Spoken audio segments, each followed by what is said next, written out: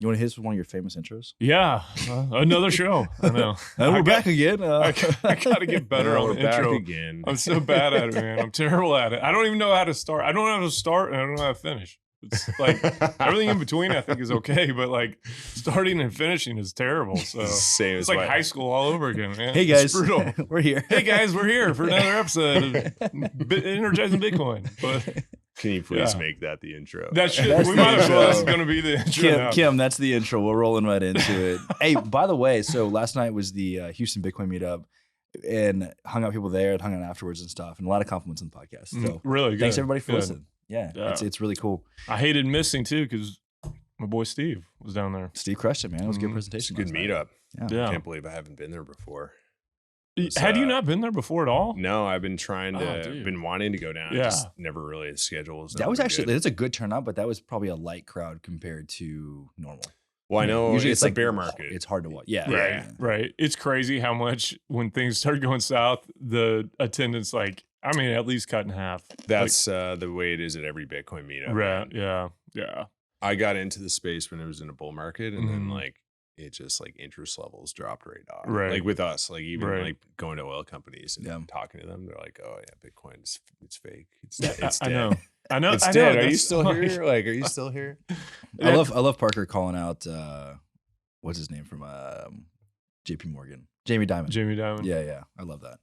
I didn't hear keep bringing what he that. say. Keep bringing that energy. Flip Parker. flopper. Yeah. Oh, he there's- is totally. It's a That's- fraud. Yeah. No, it's legit. We'll support it. No, it's a fraud. We're gonna offer Yeah. it to our high net worth individuals, but Yeah. investors. But yeah, it's a fraud though. It's a pet rock. It makes total sense, So, but yeah, Steve Barbour, Upstream Data, also known as Godfather of off-grid Okay. Bitcoin mining. So, and honestly, dude, I'm like, That's Griffin trying to get that going. well, whatever. It fits, man. It fits. Like, honestly, you are the inspiration I had for getting going with Jay. So, I was glad to know you'd come on here and spend some time hanging out with us and shooting the shit a little bit. So, thank Well, you. I'm happy to be here. Thanks for Appreciate it. kind words, man. Yeah, of course, man. You were the guy. Right. In Just- fact, I should tell the story of how I got to know who you were first. Let's hear it. I was freaking out about what we were going to do about a well we had brought online in Wyoming.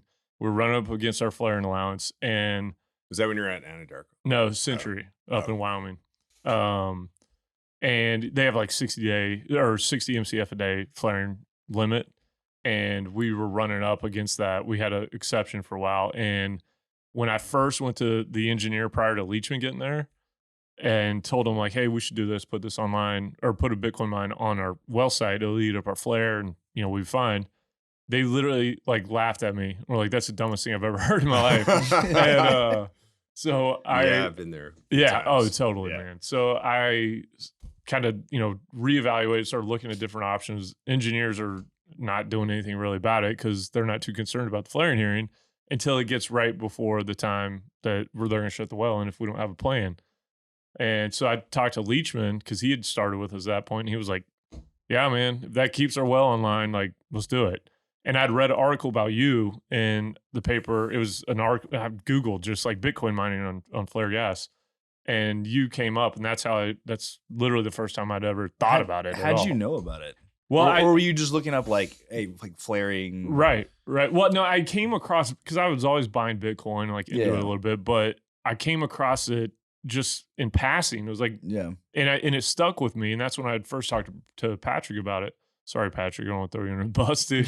But yeah, he was like, that's ridiculous. That's the dumbest thing I've heard. And it just kind of stuck with me. And then when Leachman came, I showed him it, and he was like, yeah, dude, let's do it. So, and we did it. And then we kind of do some back calculation. It was like, I think we're doing like $7 an M, and we were getting like $1 at the time. So that's when me and Leachman just kind of like, man, we need to go do this. Did on y'all a much actually bigger did scale. y'all actually do it at Century, or was that just Yeah, we did like- it at You did it at Century. Century, so you kind of Mhm. like beta tested it in Right. a way. I think we were the second company in.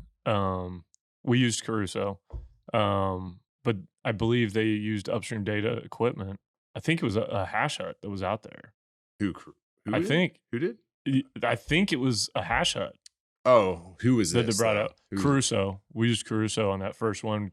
After I heard about it, we Oh, your called them. company used Yeah, Crusoe. Yeah, we Yeah, did. Crusoe wouldn't have used our stuff, but you Well, mean like it was tiny. It looked a lot like it. It looked a whole lot like it. Well, it could have been a number of customers. Oh. Yeah. But either way, that was how we got going. And it was all because Steve. So once I got Leaving up and the running, paper. y'all were like, cool, we're going to go do Jay. Yeah. Well, then, So- yeah. And then we had oil went negative in April Yeah. of 2020. Mm. And I was Very like, memorable day. yeah. Oil was negative, and we were in the midst of the bear market. Right. To Bitcoin. And Leachman is such a Wyoming homer that like he was like, dude, I don't want to have to leave Wyoming, and like I don't know what's going to happen with we're at a private equity shop.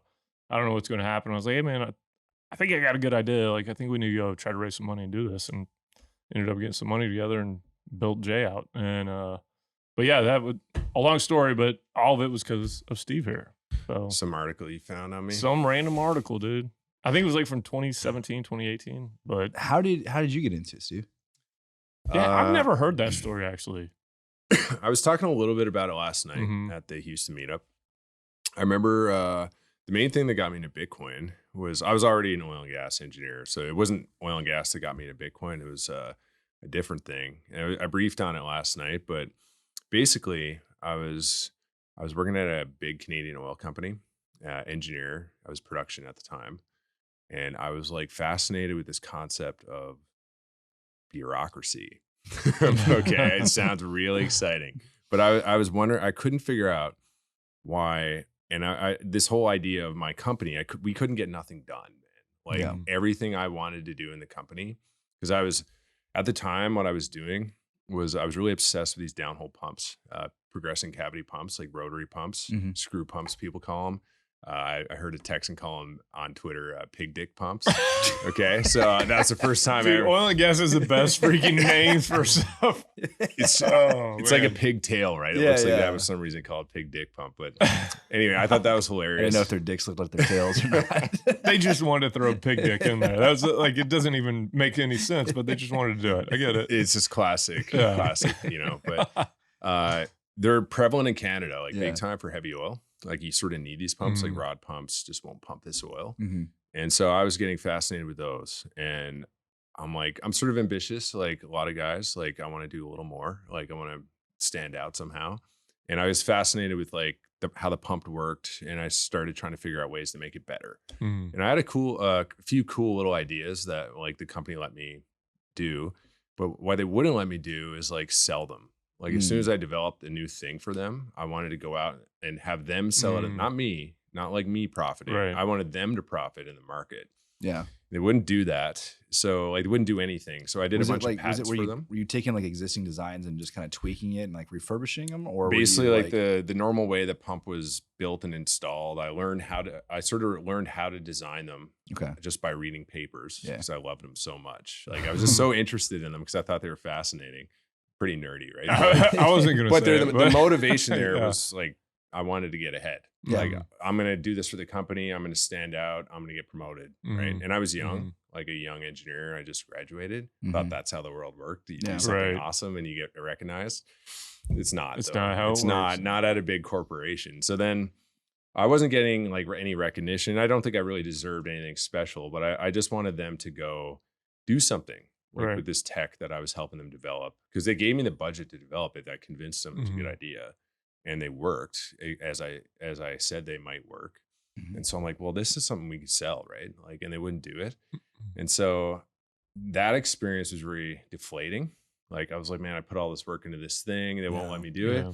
So I'm sort of going on a big tangent, but the thing was, I was trying to figure out, and at that whole time, I was also witnessing how over time, the year I started was 2011, and by this time it was like 2014, 2015, and every year, even though I got better at my job, like I was better at, because I was the guy calling rigs in to go service the pumps. Like Mhm. I would work with the operators, figure out what's going on, and Mhm. and write the scope of work and get the rig Yeah. on the well.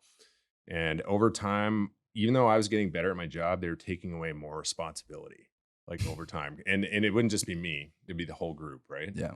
The engineers. There'd be less decisions we could make on our own, and less money we could spend. And I was like, man, what's going on with this? Like, I didn't even know what the word was at the time, but it was like I learned it was bureaucracy. Like, Yeah. why is it that these this red tape it keeps coming in? Like, and Mhm. we're this big company. We should be the best company in Canada, and we're getting outpaced by other companies. I'm like, something's going on here. Mm. And I was like, really studying this concept of bureaucracy, Googling why does bureaucracy happen? And so how this links to Bitcoin is like, I came to the conclusion that bureaucracy was related to no accountability. Like I was no longer accountable to my decisions and they wouldn't trust me. And it really comes down to like, they don't trust people in their organization. So they put policies over it and they paper policies over it and procedures. So they proceduralize out your role. I was like, this is this weird like thing that gets worse and worse. And like, I was just noticing like, this is sort of what's happening in society as a whole. And why is there no accountability in society? And I started going down this rabbit hole on money. I was like, well, it's money. Like money printing is preventing anyone from being accountable because like politicians spend the money and then the money, you know, they burn it all and they waste it all, but it doesn't matter because they print more money. Right. That made me a gold bug. Oh, really? Yeah. Did it really? So this is literally me in my cubicle trying to figure out why our company was the way it was and how frustrating that was. And I couldn't like stand out in any way. And then you're also seeing other people who, you know, are duds, like dud workers. They don't work hard. They suck at their job, but maybe they smile a lot or something. And then they're getting ahead. And you're just always like, man, what's going on? And that got me into bureaucracy. That got me into the money system. That got me into gold. And then that got me to Bitcoin. All in that span. On like the bureaucracy stuff, isn't it like wild now, obviously, like now with you being an entrepreneur, you running your business and just like how ass backwards that should be when running a business, because all you want to do as somebody who owns something is you want to bring in the best and the smartest people to come in and take shit off of your plate. I don't want to hire people that I feel like I have to handhold or babysit or like put all these like procedures and bumpers for them to like, I want somebody to come in and like do a better job than me in every aspect of the business. Yeah. You're focusing on one thing. So you do this really well. I find I have a struggle with that too. Like, cause I like micromanage some things too much because maybe I can't let it go in the business. I think that's, but partly it's common. because I don't like, sometimes I don't feel like it's getting done the way I want it to get done. And I have to get in on it, like see if I can fix it. But I understand why companies get like bureaucratic and like, you know, paper policy heavy. Cause I've had to put in policies like in my own business as it's grown to just make sure shit like that should never happen. Right. That happens. Like it could be a quality control on something we built that's going out the door. We've all talked about, you know, this is how this gets built, but then no one might check you know, a little thing like, you know, how a latch is installed and then the door blows off as it goes down the road because it wasn't reinforced on the inside of the panel. Little things like that. So you have to end up putting policies in anyway. So, but that's actually one thing I think about a lot is how do you get your company to grow and scale? Because you know, Bitcoin market was huge for us, like the Bitcoin bull market, and we grew extremely fast.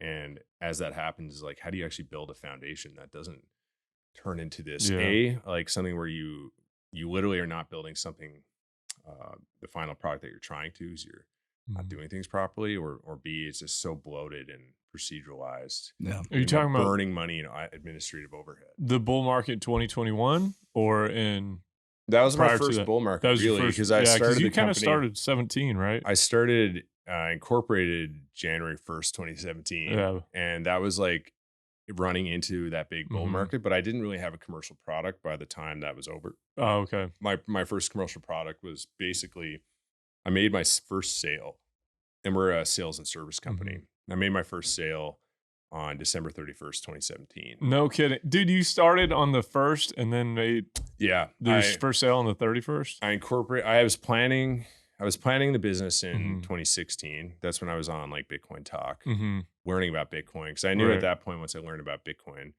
I got into the gold. That led me to Bitcoin, I believe, on Reddit. And then that led me into like, this thing eats energy, so it's great for oil field. I'm an oil field engineer. And I wanted to do it. I was like researching on Bitcoin Talk. Like that was the main forum. Like Twitter wasn't really a thing. It was just starting to become a thing. Right. But it wasn't like, it was mostly Reddit. So it was on Reddit all day long, every day. I didn't really mention this, but I had quit my job, the old company, to do this tool stuff I was talking about. And I was doing that full time. And then I was learning about this on the side. But yeah, that's how I learned, got into Bitcoin, read Bitcoin Talk, started studying how everyone builds containers, you know, because I had the idea of like building a full like genset Bitcoin mine Right. package. So Right. were you the first one to come up with this concept? Did you piece together these dots, or did you like find it in the Reddit rabbit holes of like somebody had done this prior? Well, I know I don't know exactly like where. I know I didn't have anyone to learn from. That was Yeah. for sure. What I learned from was when I figured out I wanted to use Bitcoin mining for vent gas. It wasn't even flare gas. Like everyone talks about flare Mhm. gas, but it was always vent gas. That I was Yeah. like, because vent gas is what the local companies were struggling with. Because it's, you know, that's where you get real hit with the compliance problems, Yeah. venting limits and that Mhm. kind of thing. But what I was learning about at the time, I was like, oh, this Bitcoin mining thing. Okay, you build a C can. There's a few guys out there building little C cans, but they're Yeah. usually like in parking lots. Right. Like Hooking up to you guys probably got to get this guy on Marshall. Oh, OGBDC. Marshall Long. Yeah. Oh, we already had been him on. on. Was he on? Yeah. Oh, yeah, okay. yeah, My yeah. bad. Yeah. He talked about some of that though. Yeah. So I actually Apparently didn't. Steve's not a listener. So. Not yet. No, I've heard clips. I will be. Marshall was a funny. Subscribe. Marshall was a Subscribe. funny episode. Oh yeah, Marshall's it a was. beauty. Yeah. Marshall's a He's beauty. hilarious, man. Yeah. he's Yeah. a wild man. He's Yeah. a wild man. He's probably pretty unreserved with what he Yeah. says. Yeah. Yeah. I'm a little reserved. There's a lot of these circle things, jerk like- comments with hand motions. Right. Okay. Yeah, there is. I definitely. met him later, but like he's one of the guys that I'm aware after the fact that he was building. Like he built some early like C-can pods, whatever you want to call them. Yeah. I remember there's a few guys like Europeans and like a few American guys building C-cans, and I was trying to figure out, okay, like, well, I need this modular like, you know, unit, and I need a genset in there too. And no one was doing gensets with them. Like that was I had to go find a subcontractor to like teach me how to, you know, I'm an engineer. I can figure out some of those things, and you don't have to be an engineer to figure that out. But like, you know, just trying to figure out who even sells Jennies in town. Right. Mm-hmm. It was just something I never needed to think about. So yeah, I was just trying to assemble the whole package and figure out. Last night I showed the pictures of that unit. Yeah. And was talking about like briefly on all these decisions I made in that like completely unnecessary, right? Because like I didn't know what I was doing. This is such a tinkering kind of learning industry, though. You know what I mean? Like you learn so much so fast about what works and what doesn't work. And I don't know, man. Like even just, sorry to interrupt, but listen to what you say. Like the thing that I notice in the Bitcoin community the most about the people that are like innovators, like you, they're very analytical and they look at kind of issues and problems, and they understand how to like almost like a lawyer, like the IRAC process, like issue, role, analysis, conclusion, and like kind of come up with a solution for a problem. Mm-hmm. And I think that's why so many of these engineers are so good at this. Like there's a bunch of engineers that feel Joel, Ryan, you, like some of the people that I think are the most important to growing the off-grid mining space. My bad. It's a great spot for me to put a glass of ice. So, but you guys are all very analytical and like can look at a problem and try to solve it. And also the other thing I've noticed about the Bitcoin community is like everybody is like, and my mom talks about this actually a lot. My mom's a bit of a tinfoil hat lady. I love her to death, but I'm making fun of her now, and I made fun of my dad on Julie's show the other day about how when he eats yogurt, it's the most disgusting thing I've ever heard in my life. But my mom talks about it, like being able to recognize patterns and like the bureaucracy stuff and all that, and like understanding why they do what they do, and like everybody in the Bitcoin community, like Marty, you guys, like you kind of are pattern people. Like you recognize patterns and can identify like this is why people are doing what they do. I need to get out of this. This is not going to work.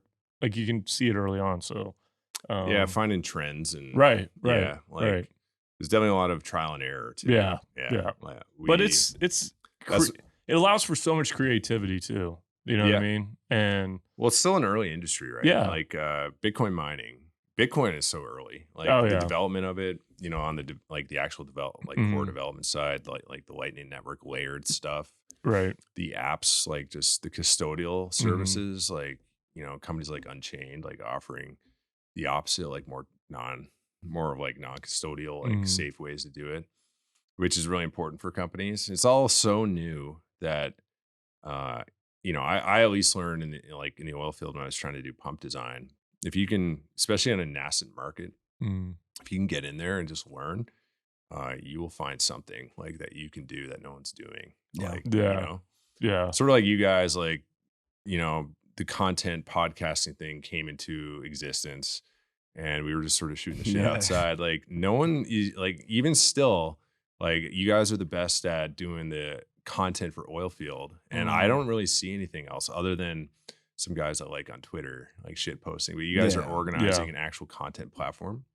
And that's, the We market just- wants to we see just that. Did it first. It was accidental. There was like nothing about this was Yeah. You just want to buy some premeditated. oil wells and then We you just wanted put to some buy YouTube and we videos were like, up and yeah. No, like we wanted to do that. Look at this, bro. Yeah, we thought we were gonna build the next fucking Standard Oil, dude. We were like, yeah, we're starting with these. I'm and then sure we're we gonna all go, think that. When you we buy know? it. At least you guys did that. Like that's was like a cool. dream of mine to actually own and operate oil wells. But It's. I mean, don't let It's our not too late, Steve. You Well, still have a one story day, to but say. I don't know Yeah. if it's a get rich quick. I think Yeah. for Colin and I, it was like not to like derail the conversation. We just always wanted to make an impact on the industry, and so I thought that being an oilman was the way that we did that, right? yeah, And life had different plans, and this whole thing was very accidental. But we were like very quickly, we're passionate about it, and we're like, this is fun. yeah, We didn't make any money for years. We just dumped Yeah. tons of time, tons of money into it, and then the community gave us the validation that this was something that was cool, right? Oh, and yeah. So and now it's wild. It's just like wild that we've parlayed this into something that's actually like you make a living. Yeah. And I meet new people, they're like, "What do you do?" And if they're not from oil and gas, I'll make content about oil and they're and like, gas. "Oh, it's good. That's man. cool. It's, Yeah. it's Yeah. valuable too, just to Uh. show a bit of the realness in the oil Yeah. field. Because Yeah. it's like if you work in the oil field, you know, you see. You're with the people that are in the industry, and like people paint us or like the oil and gas industry in general. It's like, you know, anti-environment. Mhm. You will not find more environmentally minded people outside the oil and gas industry. I 100% agree, man. People in this industry, I mean, we do so much to like for Mhm. environmental control, especially in like Canada and the US Mhm. Yeah. compared to other countries. even. Right. Oh, And- completely, man. The easy way to tell that is like the flare gas numbers, right? We hear what they are here, but if you look at the reality of what, and I talked about this on our last episode a little bit, so I'm sorry to repeat the same stuff, but most of the flare gas in the U.S. is not routine flaring. It's intermittent flaring, and you're talking about like right when you bring a well online. yeah. But if you go look overseas, like those flares, Oh yeah. whole different ballgame. Like Yeah. the massive and routine all day long, all Mhm. like one location, Yeah. crazy amounts of flare gas out there.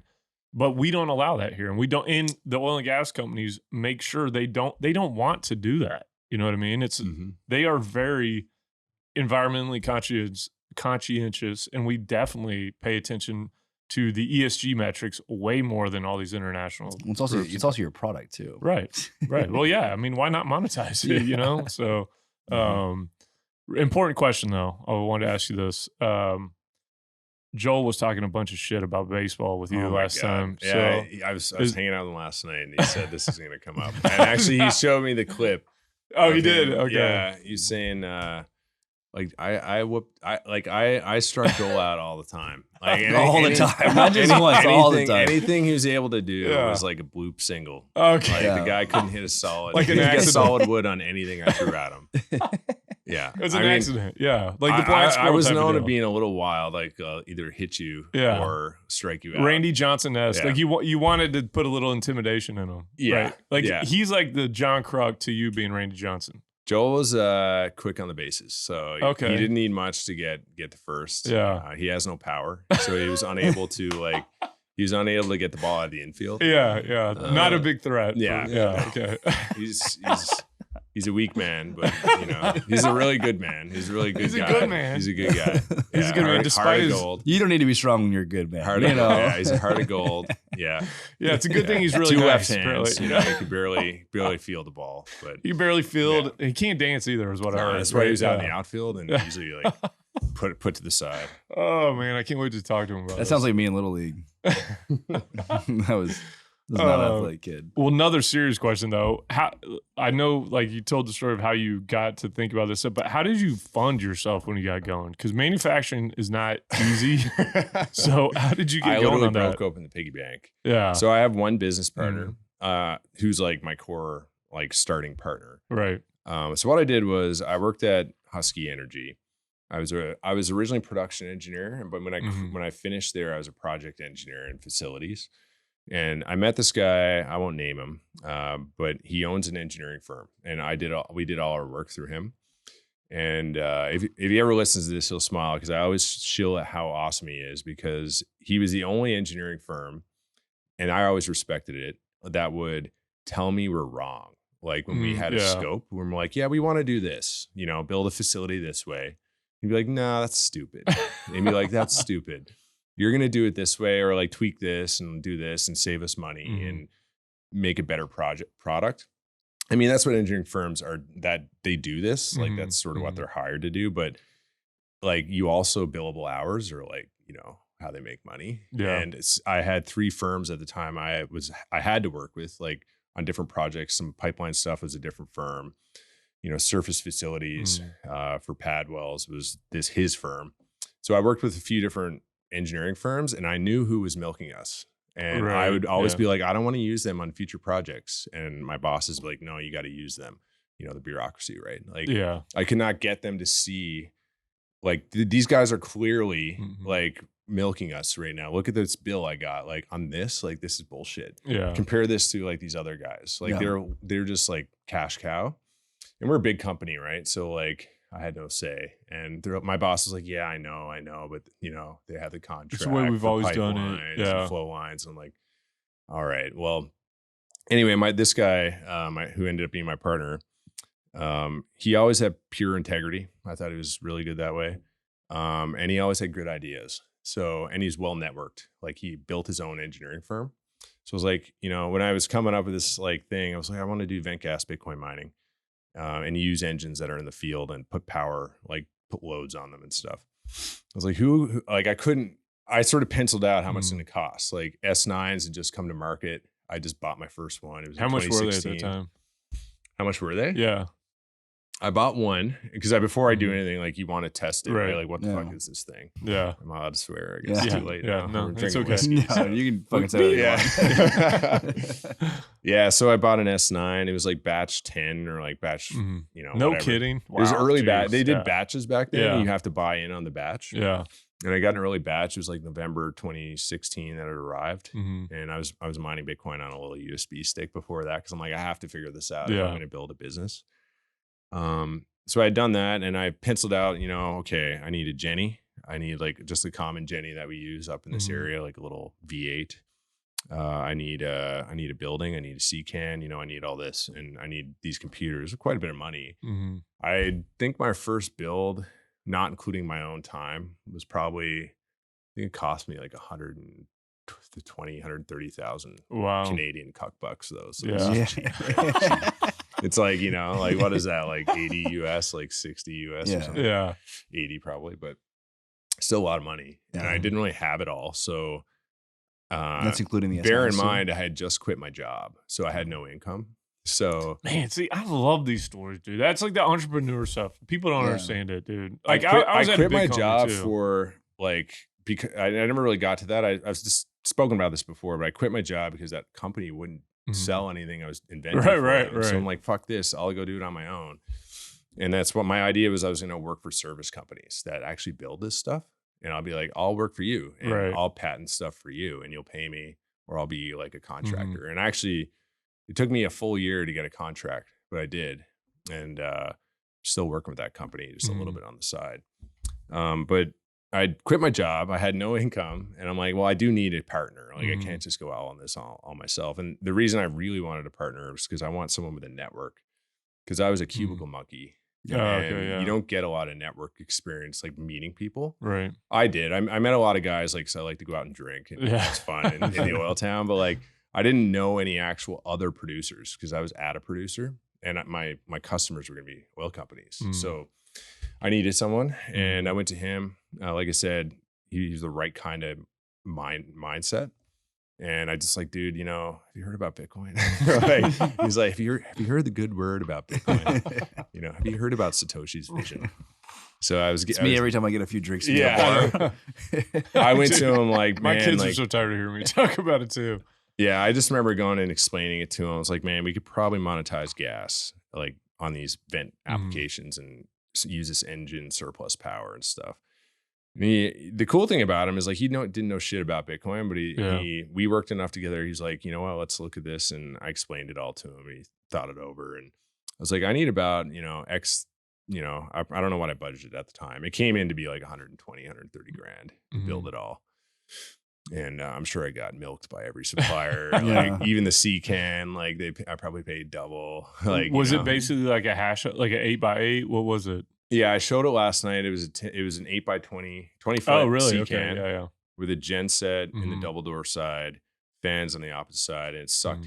I had it so the engine heat would go through the building to preheat the miners in the winter. Oh, dude, see that's advanced, man. The heat recapture's a deal already, but because everybody, there's not a lot cold. I was really worried about the cold. Yeah, and I didn't know what would happen. I was worried about all kinds of things because there's no data for me to sift through. Like I just like, well, what happens if it's cold and there's condensation? Like would the condensation in the building, like pool up and sort of drip and stuff, which you can't happen. It wouldn't happen in Alberta. I haven't really. I always think about like the containers getting too hot, right? Because you think about it in like the context of like where we live, right, in Texas, but like. We are in northern Canada. Do they thrive? Do they thrive in the cold, or do they like? There's another set of issues from my experience, but what do you? Well, there's all kinds of issues, but what I was worried about at the time, because I spent a lot of time penciling out ideas, like be like, this, and like looking at what other people were doing with C cans. I wasn't worried about when it's running. I was worried about when it's not running and it's sitting out there in that weird condition where, because you always got to be thinking about the worst case, right? Yeah. And I was trying to think about the worst case. So what I did was I thought condensation could be an issue and it might like drip on computers and fry them. Yeah. Right. Now, after I built my first one, I found out right away it's not a problem. But what I did was I paid a guy to come spray foam the whole building. And that's why it's hideous. It's like puke green on the inside. It just, but how much did he charge you? Like $2,000 for that or something? Yeah, I ended up doing a cash deal. Yeah, I was trying to get everyone to do like, under the table deals, like, cash deal, whatever, like, save on tax. Here's $1,000 to reach around. Yeah. Whatever I had to do. Because it was my piggy bank. Like I also didn't have a lot of savings. I was like, but I got to give it a shot. I also knew like, don't get me wrong. Like I knew that should I fail, I'm pretty, hireable. I was like, someone's just going to hire me. Like, I'll just go work for an oil company. That doesn't negate the freaking putting your balls on the table type of deal for that, dude. That's still, but it's a lot of money, right? Like, yeah. And it's something that's fun. And I knew that like it's either going to work or it's not going to work. And I flop. I'm going to go end up working for another oil company or service company like X amount of time later. It doesn't fucking matter. Yeah. Like I never had that worry. Yeah. So most people don't think that way. They're like, oh my God, it's all over. Like, dude, but I'm really honestly, that's also what I like about this stuff too, is like, I feel like everybody, Joel, you, I mean, Marty, Tom, all these dudes are like, everybody is brave and willing to go do this stuff. Cause it's like, man, number one, I say this all the time. We're all going to die. You might as well go try to do something and make it yours. And it's a timing thing, Yeah. Like I knew that my current wife, who I was dating at the time, I knew that I wanted to be like with her and have a family. And I was like, if I don't do this now, like you're going to be 40 years old and try to do it. And I wouldn't. If sucks. I have a little baby now, I wouldn't. If you put me back 5-6 years ago, probably wouldn't do it because I wouldn't be able to risk the income loss. Yeah. I did actually have a house at the time, but I was renting out every room. So like my mortgage was mostly covered. At the time we were in the oil downturn, but I still had enough to basically cover most of the mortgage. I was like a slumlord. Everyone just made fun of me. But that was the mentality I had. Like I moved to this town from Newfoundland, which doesn't have a huge economy. And the oil field was booming in 2011. I was renting out closets. I rented out a closet literally for like $700 a month. Are you serious? What? Like it's 5 or 6 foot wide. Yeah. What happened was I overbooked your house. My house. I forgot that I committed to someone and they were coming the next month. Yeah. And you're like, you get the closet. Yeah. And I straight up said, well, I'm gonna cut your rate. Yeah. I had the master and I had 4 other bedrooms. I bought the house to be a rental. I'm like, I'm gonna make some money. I'm going to pay for my house while I'm in this town. And I didn't think I'd be in town very long. I thought it was just transient. I moved to Calgary and become a big dog in corporate. And like everyone did, like all my peers did. And most of them tried to do, they all came and left. Whereas I came and stayed in town. Cause I'm like, this town is actually where all the opportunity is. So I stayed. But yeah, I got the house, rented out every room, overbooked it a couple times, but like everybody was desperate for a room, man. Like oil field was booming. So, I didn't even discount them. I was like, here's your room. Crazy. I made him a room in the closet and gave him a light. Hey man, like it's business. You got a door and a light, dude. People make fun of me all the time. That's pretty much the size of like a hotel room in San Francisco or New York. So yeah, that's true. Yeah, that's true. Yeah. That is awesome. I think that you are probably the most well-known dude in off-grid mining at this point, but you guys don't actually like self-mine as a company, I'm a right? professional Twitter troll, so we don't want self-mine. Yeah. How much do you guys self-mine? Not and a actually, lot. we should have had you probably do this, like for people that don't know who Upstream Data is. Like, how would you describe your company? And then I want to know how much, if you guys self-mine, how much you got going. I usually say we're an oil and gas service company. Mm-hmm. I've also would call us a Bitcoin mining infrastructure company. Okay, yeah. Like I do things that are oil field, not related to Bitcoin now. Mm-hmm. Like we just started a machine shop. And that's for supporting our Bitcoin mining stuff, but also supporting the oil field, right? Okay. But so the biggest growth in that, if we can make that a success, like the machines are coming in February. It's a head shop. Okay. So it's a bunch of Rottler machines to machine engine heads. Mm-hmm. But I did that to support our engines because, right now there's a huge supply issue with like good quality engine rebuilding. And I know that we would like to offer that service, and also we improve our own quality, right? Like we can improve our own service. But that's, I invested in that in the company, not because I'm like, oh, I need this only for Bitcoin mining. I actually just think the market needs it more in the area, because all the people that used to do it are gone. Like they're bankrupt or they sold out and the machines are gone and no one's doing it. So like I say we're an oil field service business because that's actually what my background is oil field. So I just see Bitcoin mining as one aspect. Yeah. And we do buildings. We now build engines. Where I'm sort of still stewing on this, like do hydraulic skids, so non-electric, like hydraulic pumping units. Yeah. Because that's what the local market is still doing. So we might serve that market.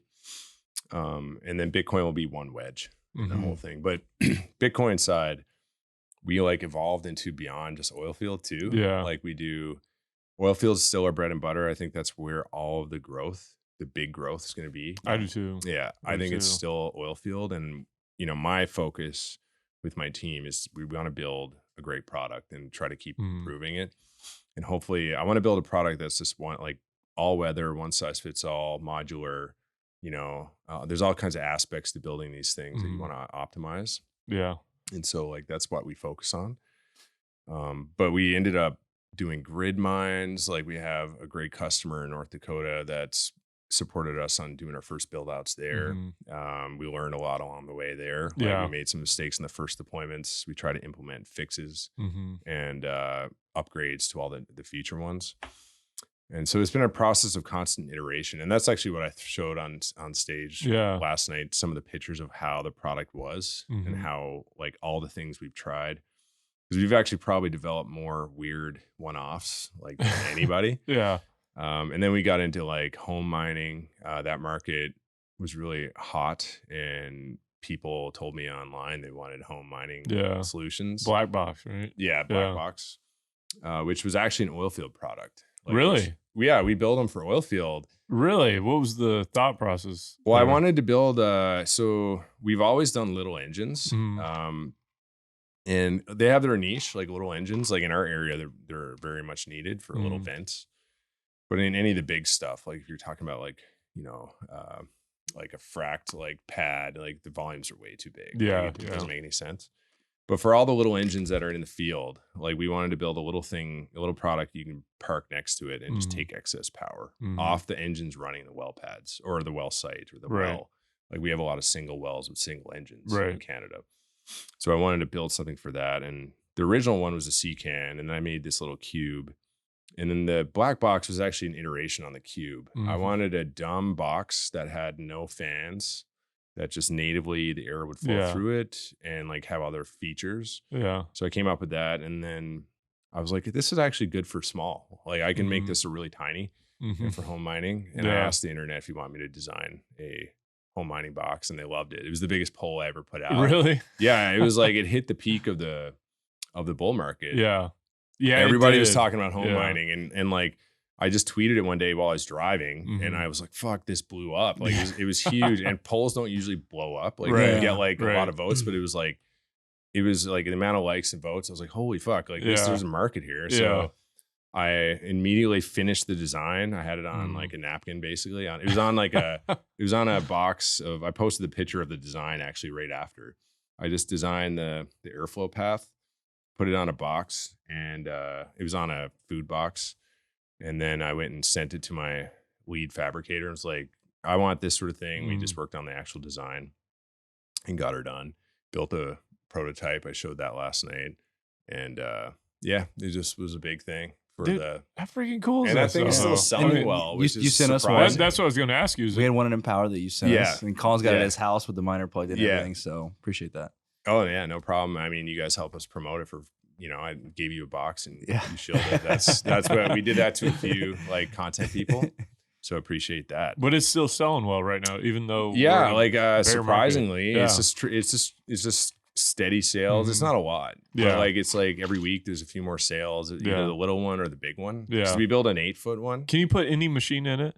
Yeah. Okay. Yeah. Anything that's Mhm. not like really funky, but like any Right. Bitmain machine, any Yeah. Watts miner machine. Mhm. It works on passive cooling, so there are some trade-offs, but so far, like even our Texas customers, like as long as they, seal the gaps, Mhm. it seemed to It's work just fine. fine. Yeah. Yeah, man, that is well, it's a good product, but when you mentioned being a service company, that is actually we've talked about that a lot. We were talking about that last show too, is that I think that there's going to come a time very soon where I say very soon, it's all relative, I guess, but to me it's very soon. I think where service companies will get into the space and use this as Yeah. almost a way to handle like flare during drilling or flare, Yeah. you know, on IP. Or That was your something. question to Joel, and Right. you asked him like, how long do you think it's going to be? I think he said Right. like 4 or 5 years. Yeah, Kind of like yeah. the time frame that What's he your said. thought on I'm just that? trying to be that company. Well, that's what I'm I'm not going saying, to wait yeah, for anyone. yeah. I'm going to go do it, and then I'm going to do all this other things they're Yeah. currently doing. Yeah, and so you're just building leverage it. an oil and gas service company, really. My passion personally is like Mhm. I love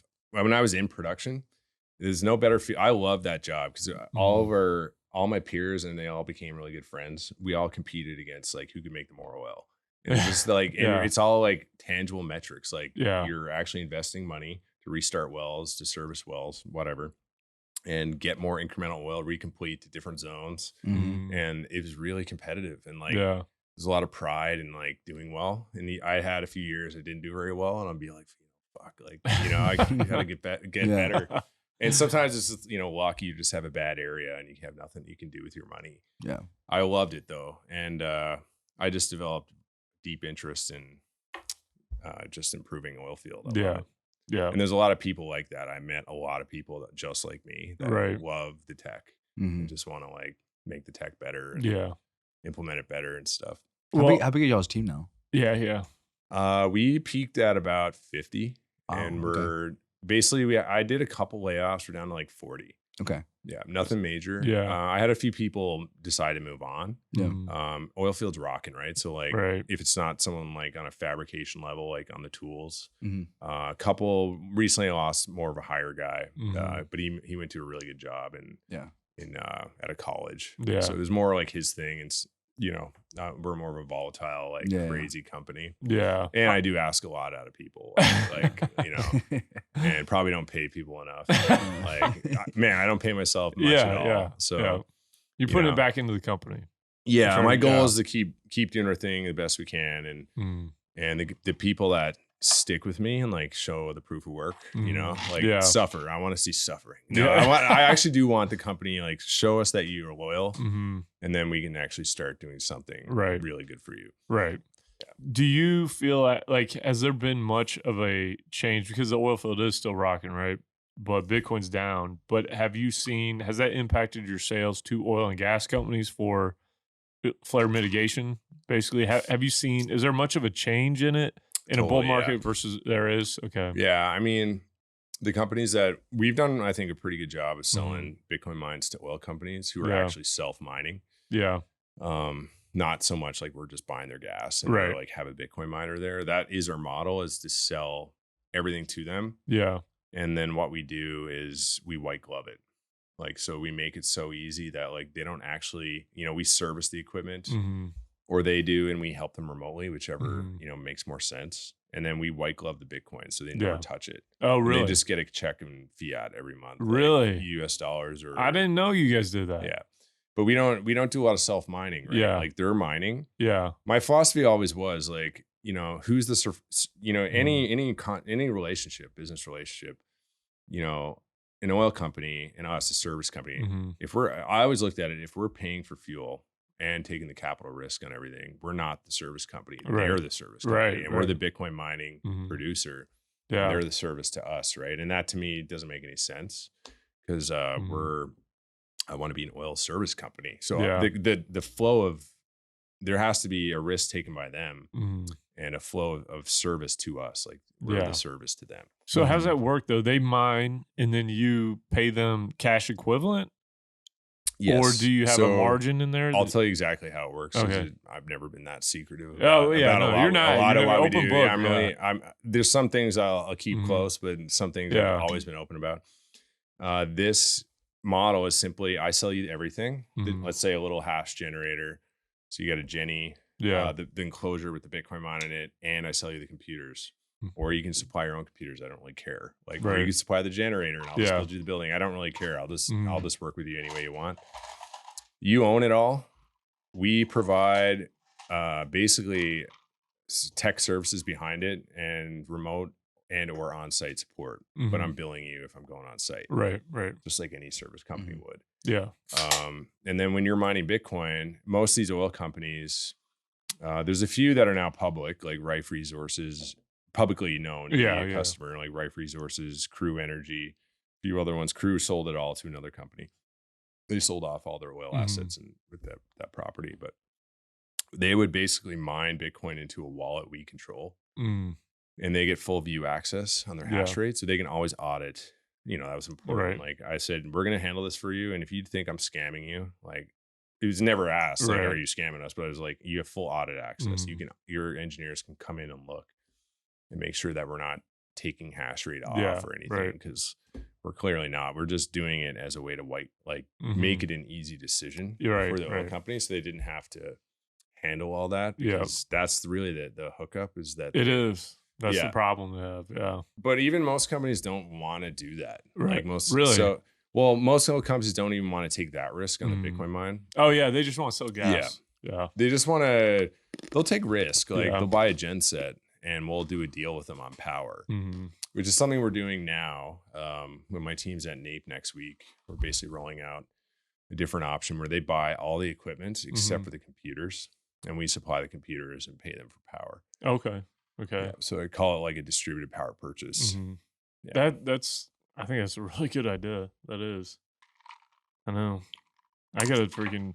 We've done it before. Listen to him more, dude. We've done it before, but like this first time we're willing to scale it. Yeah. And really, it's because I think the product's where it needs to be. Where like we can scale it, and like we're comfortable with all the remote support and on-site support. Has your pitch changed a lot from when you first got going to now? When you talk to oil and gas companies? Yeah, what happened at the start, which was me being a bad salesman. Like I am an engineer at heart. Like I honestly, the last thing I want is to follow up with you after I sell you something, or like even lead into a sale. I just don't care. Like I just want to build stuff. So like I'm not a salesman. You engineers are so different, dude. You guys are so different than like me. I'm like. So funny story. The reason that we have all this liquor here in the first place is because we talk to engineers daily on podcasts, and if I'll ask them a question, they'll be like, "Yes," and I'm like, "All right, let's pause. Let's loosen you up. Let's go over here real quick." Loosen you up. They don't go any further. True. Right? I've been on enough pods to try to like let's be reasonably entertaining. Oh man, it's hilarious. Sorry though, go ahead. Well, I'm not a natively a sales guy. I don't want to overhype anything. Yeah. I don't have that. I just want to talk business on what you're getting and what it is, and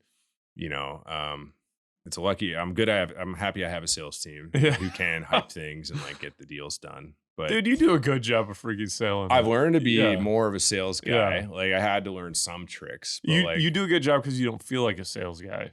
You know what I mean? don't really. Those are the good sales guy where you don't you should realize. never. Yeah, if you're good at sales, you should never feel like sales. You It's should never just- You're helping. force. You're just Yeah. guiding somebody Right. through a journey. They have a problem, and you're helping them solve it. I'll jump on the Yeah. sales calls if a guy wants some technical or Mhm. wants to talk to me because he heard Yeah. like me speak on a podcast or something. Yeah. Like I'll join it. But Dude, there might be like another 10 people might listen to that. hit us up. Hit us up. Upstream Data. Kenny is .com. calling me. Maybe it's Marshall.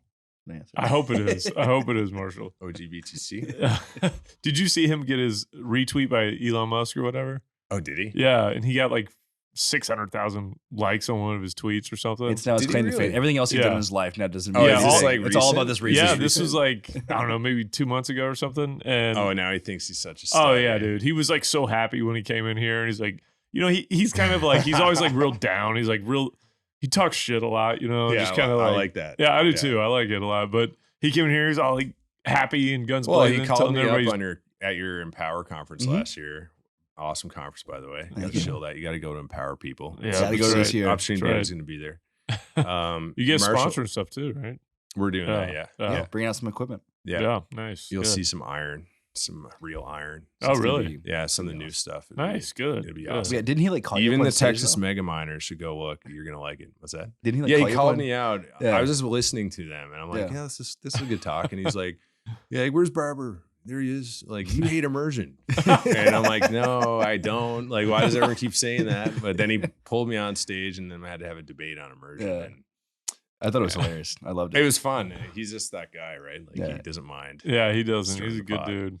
He's I'll have funny. to find that tweet. What was the tweet about? It was just he said he found it on Reddit, and he just tweeted something about the video. It was like this dude doing like a interactive art exhibit. So he's like walking up these stairs and falling off, and it has something to do with He like falls on the Success Oh, the is guy the that falls on the trampoline. trampoline. Yeah. Yeah, It's yeah. really cool. Oh, he's the one that made that blow He made up? that. Yeah. Yeah. Oh, wow. Yeah. Yeah. I remember seeing that. I know, I did too. I was like, oh, that's cool. I didn't think it'd go like Yeah. viral like that, Yeah. but yeah, he was very excited about it. My only viral tweet was just a picture of the new USPS trucks, and I said it looks like a Pixar truck, and it was like the dumbest tweet ever. What And it went qualifies viral. as a viral tweet though? Like what? It was my biggest tweet ever. It was Oh, like, really? Yeah, Yeah. like by like a magnitude of like 5,000. I'm so bad at Twitter, dude. Yeah. I'm the worst at it.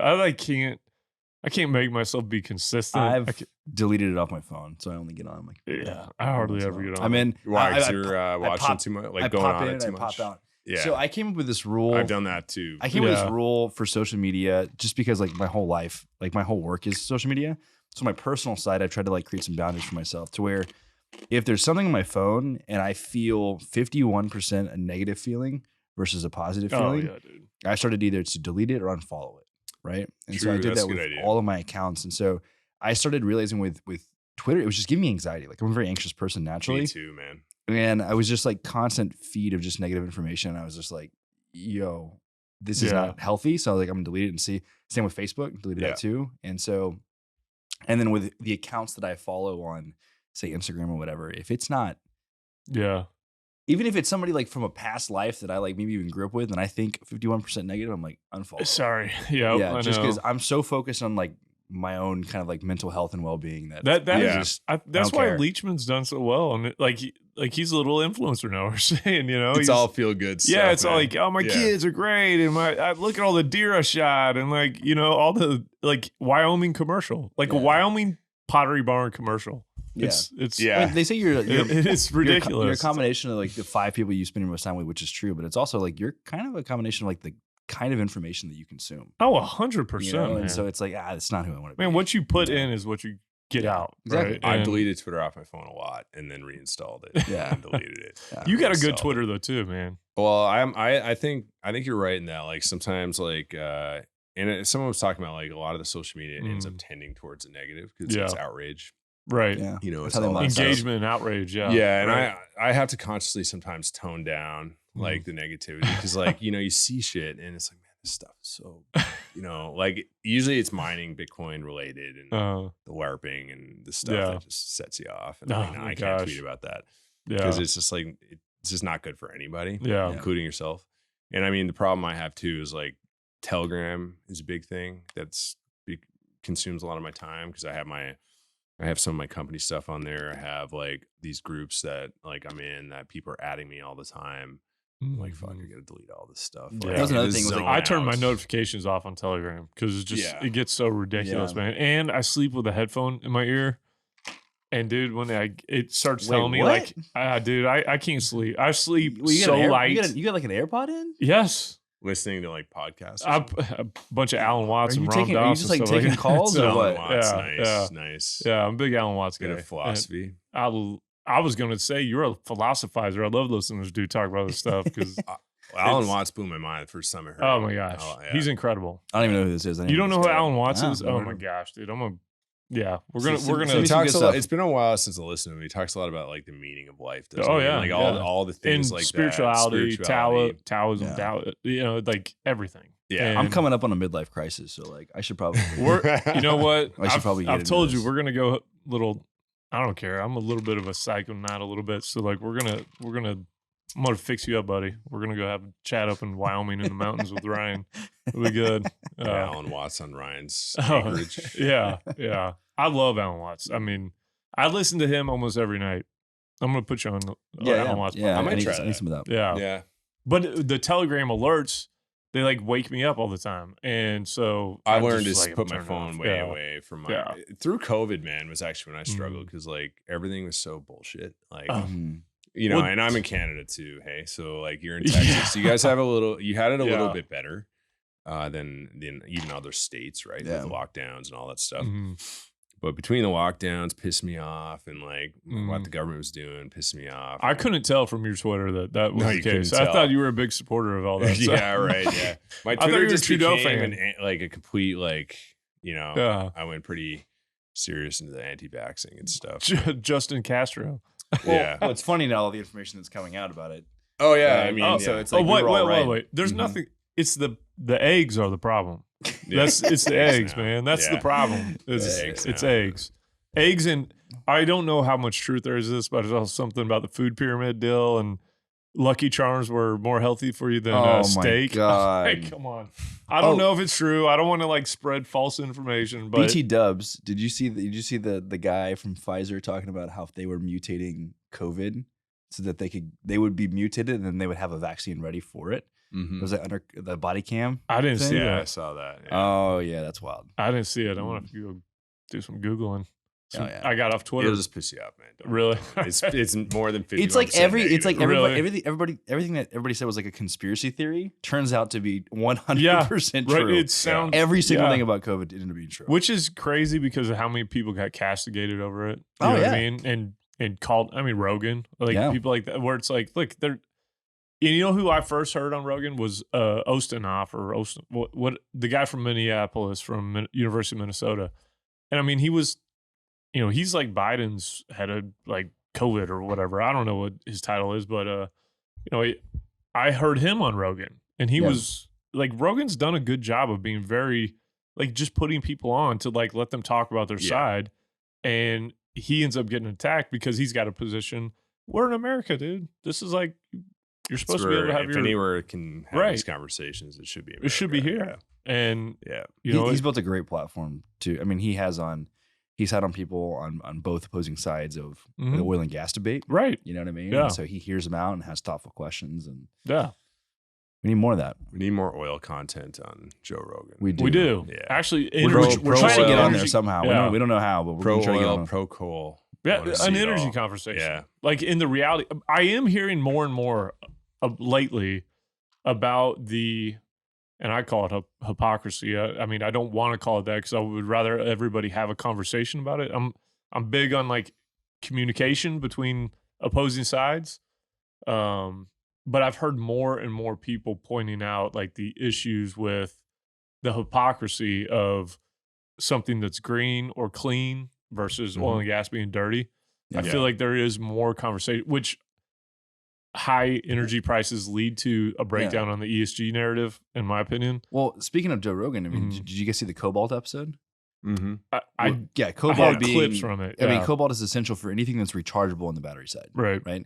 So you look at current demand for EVs, iPhones, Mhm. laptops, you name it. It's like Yeah. we're at like peak demand for those kinds of things.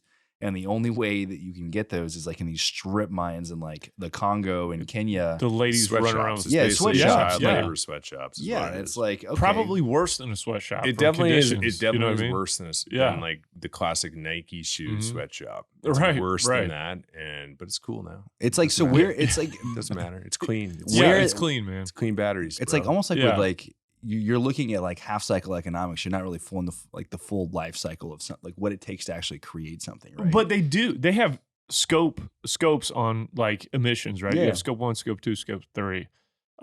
But when it comes to that, it's like why are we not treating it the same way? Why don't you Yeah. look at that? Where is this coming you from? got kids dying in Right. mines for cobalt. Mhm. Recently, Pierre Richard brought to my attention at least a meme. He's like, same thing. Like they have double standards. Yeah. And EVs are clean. Electric vehicles are clean, but because they produce Mhm. no CO2, right? Right. Solar panels are clean because they don't produce CO2.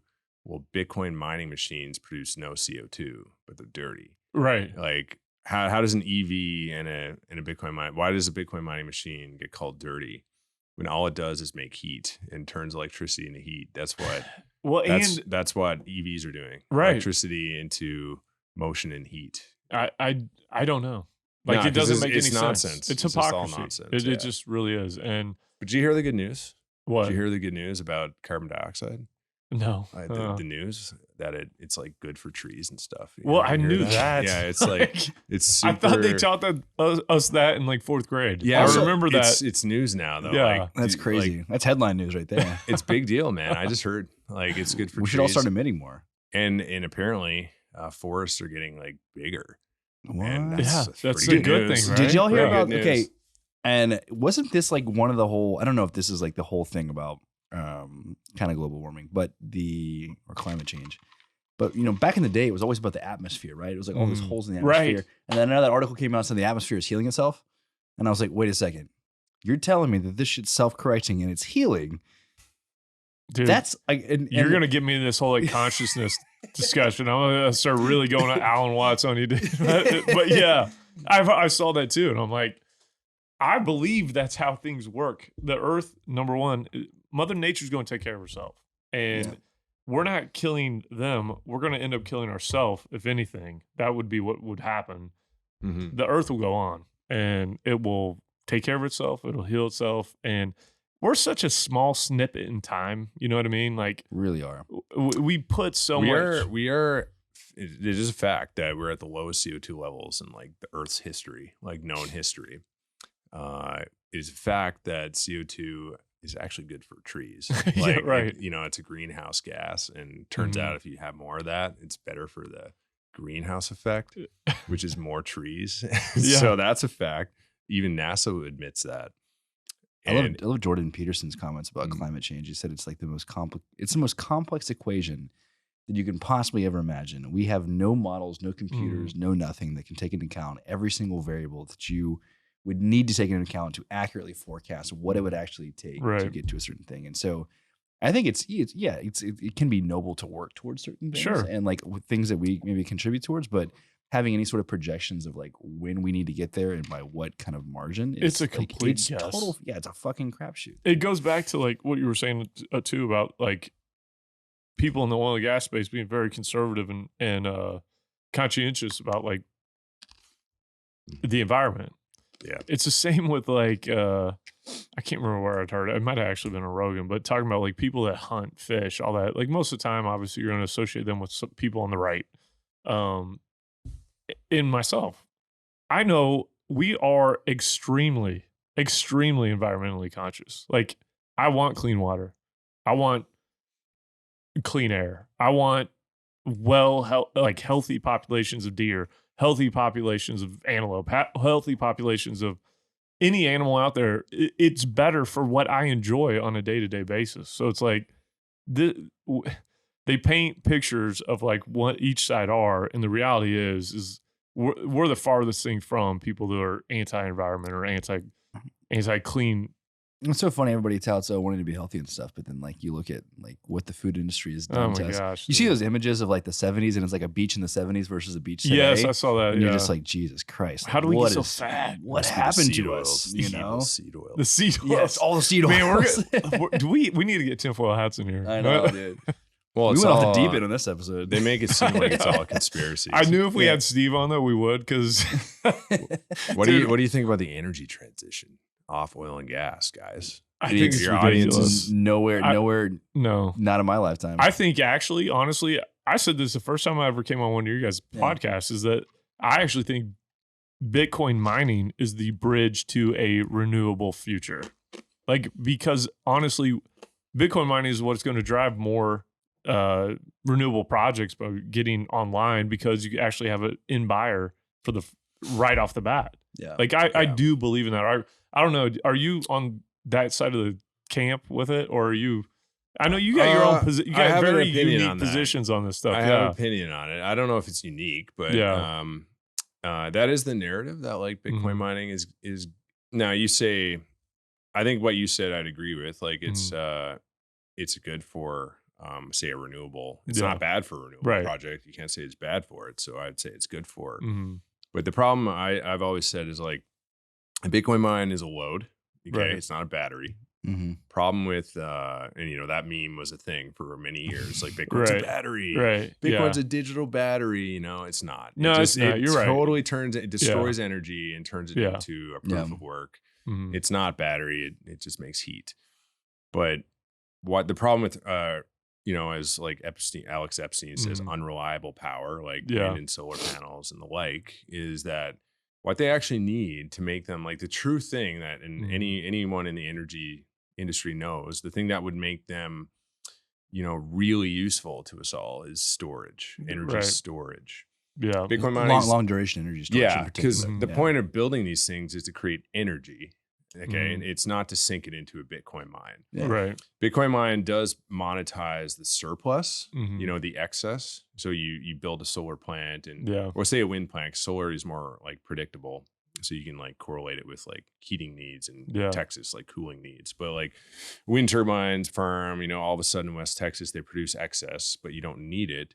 Well, yeah, the Bitcoin mine can Mhm. spool up and Mhm. monetize that. That is a good thing, Right. but it doesn't fix the inherent problem of the generator Right. itself, and that's Right. that it's unreliable and unpredictable. Yeah. And the thing that fixes that is energy storage, because Mhm. the reason they were built is to get the power to the consumer, Mhm. which isn't the Bitcoin miner. Right. It's great that they can come in and take the excess, Mhm. but if they take any of the power that's meant for the consumer, they're now competing with the consumer. Right. And so that's not a good situation. Theoretically, that's where curtailment comes into play, right? Yeah. And you send it down line so that when it's needed, you send it down line.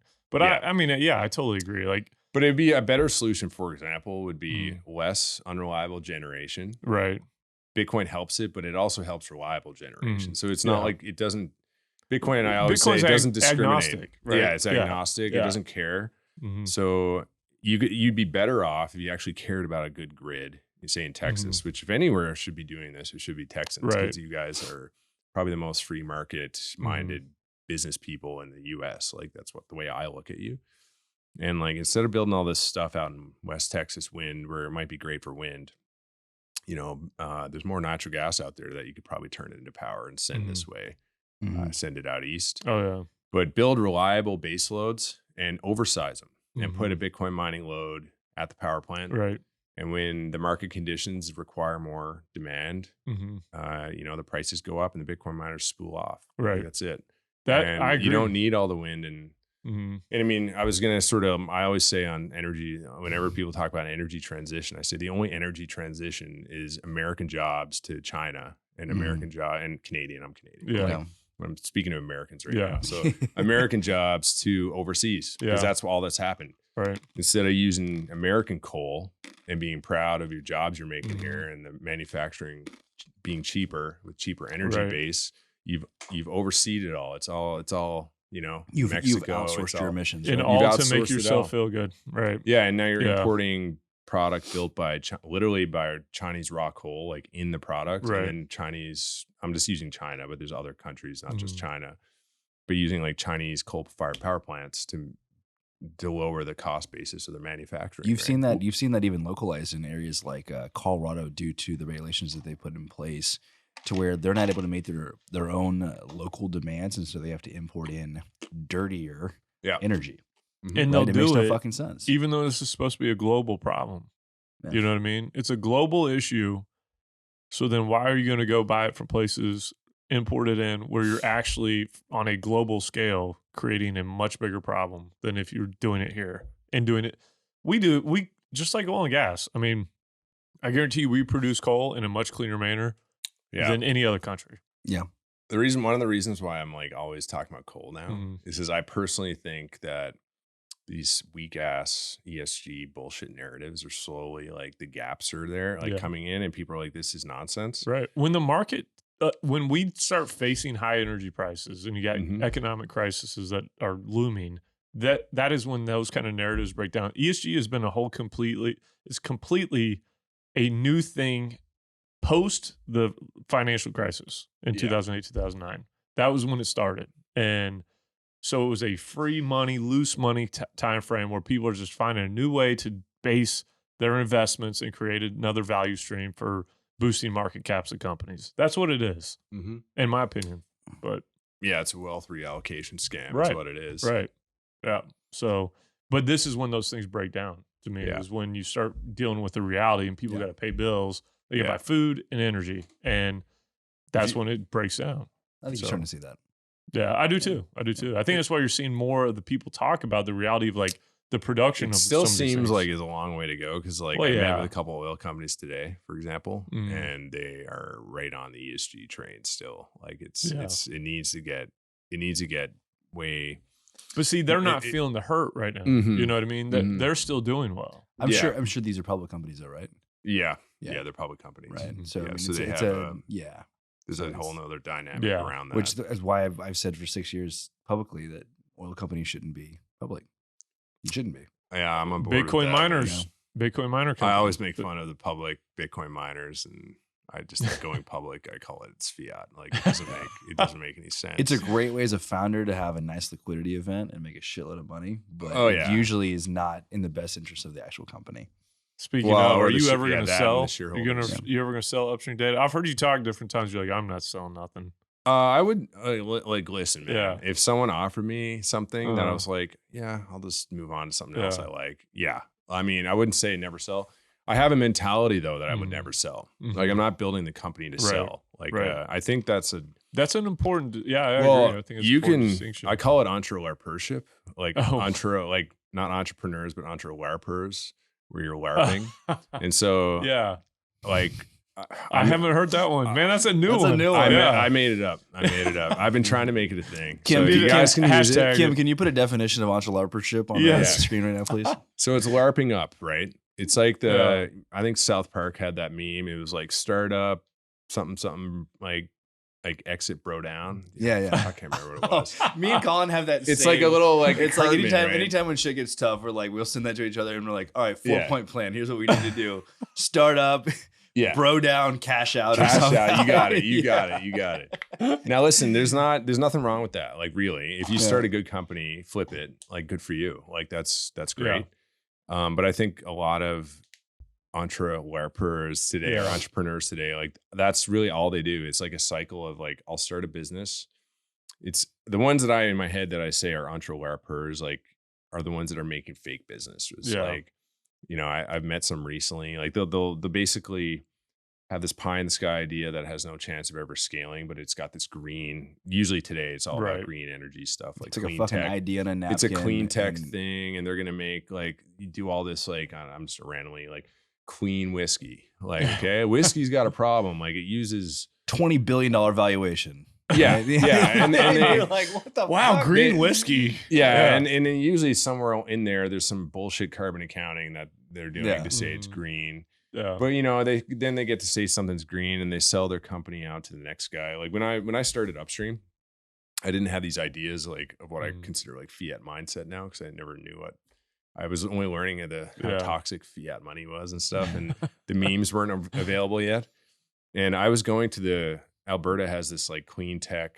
It's like clean tech conferences. Yeah. and Edmonton and Calgary and Red Deer would have these little conferences, and like they'd be sponsored by the government and other, big oil companies and other things that are putting money. And, I'd go there. I went to, like, I pitched Upstream early on, real early. I'm like, we can like reduce methane emissions. And like, I did a few pitches and like, I didn't know what the fuck I was doing. And like, I wasn't a good pitch guy, had a very unpolished presentation, but I probably had by far the best idea there. Right. Never won nothing, couldn't get anyone to be interested in what I was doing.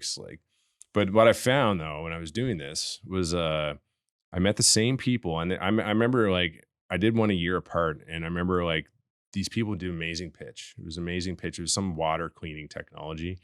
And then the next year they were there again. It was like the same girl doing a pitch, but it was a new company, a new thing. And it was something else. But like both of the techs, like when I listened to her pitch, and I was thinking as an engineer would about like what she's presenting, I'm like, there's issues with this tech that don't seem to be scalable to me. But, they're just running around. I call it the clean tech circuit. Like they're doing the LARP circuit, where you just go from conference to conference looking for sugar daddy money. Yeah. And their goal seems to be to just start it up, like LARP it up and sell it, like build a company, build a good marketing image, but no real product. Right. And then flip it to the next guy that's doing the same thing. Yeah. Who has a bit more money, And yeah. Like, I don't know. I somebody's going to be left holding the bag though. At the end of those. Yeah. It's like, I've hated especially as you've seen it now with FTX recently with SBF. You've seen it with Elizabeth Holmes. You've seen it with like, dude, the list goes on and on. Yeah.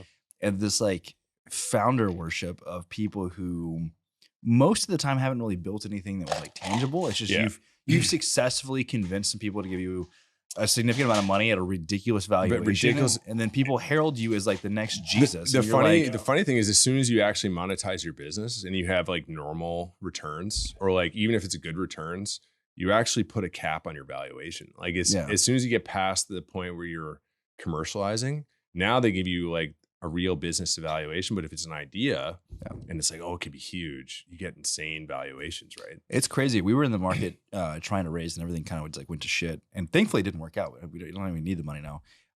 But you start to see that it's like almost like if you have revenue in certain businesses, it fucks things up, and it turns VCs off, because they are much more likely to invest, because we've seen it. We have friends who had very basic MVP, maybe MVP versions of their product with absolutely zero revenue, raise a shitload of money at crazy valuations, versus us who had good amount of revenue, and they were like, nah, this doesn't make sense. Well, if you go on the there's no logic in the fucking VC community. Right now. If you go look at what people are posting on LARPed, it's like LinkedIn. LARPed.